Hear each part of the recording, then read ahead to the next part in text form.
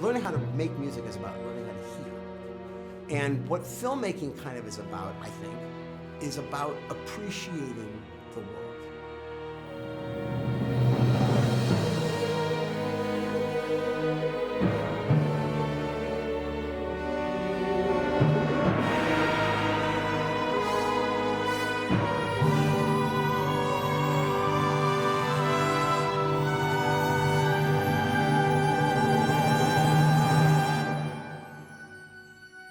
Look at him. So I don't think he's blah, blah, blah, blah, blah, blah, blah, blah. I think he's like.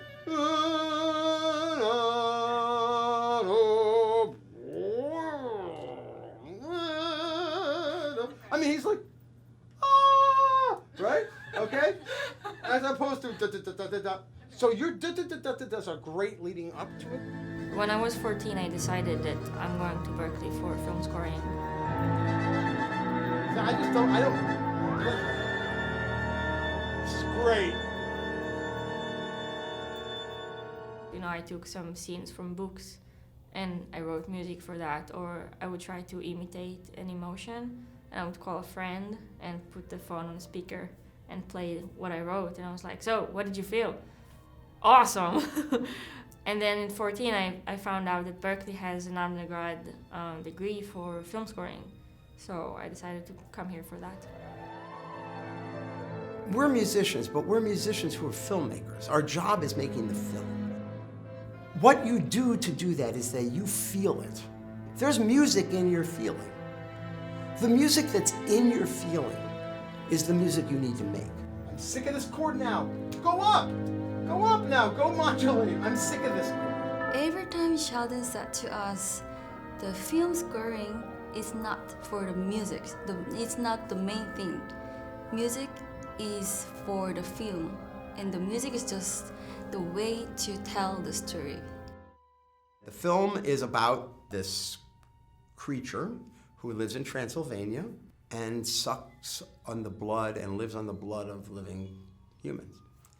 And so this is the story of a man named Hutter and his wife Ellen, who goes to sell Nosferatu a house in Visborg, because Nosferatu wants to come out of Transylvania and go to Visborg, and what ensues. The first time we saw it, I remember we all looked at each other. We're like, we have to deal with this film for 5 months. What are we gonna do? It was creepy, you know.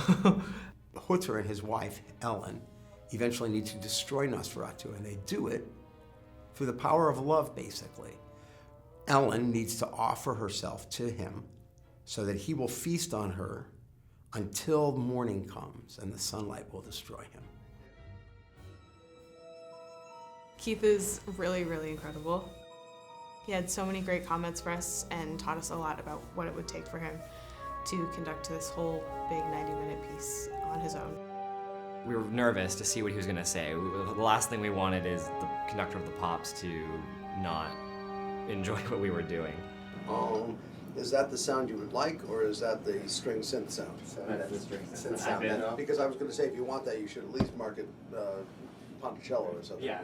Because it sounds like bridging strings right Yeah. now. And this whole movie is about foreboding and suspense. It's not about, oh my God, listen to the orchestra.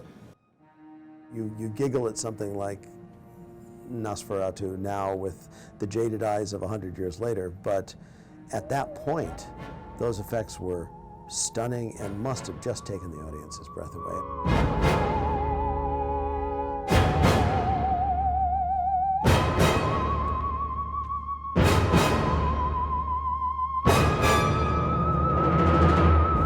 I wasn't excited until Thursday night. And then when I woke up on Friday, I was like, oh my God, okay, it's happening. Then I was like, oh, it's actually really happening. It's in an hour. Okay, it's really happening. Oh, everyone's coming in. The first frame started and I was like really nervous and stuff.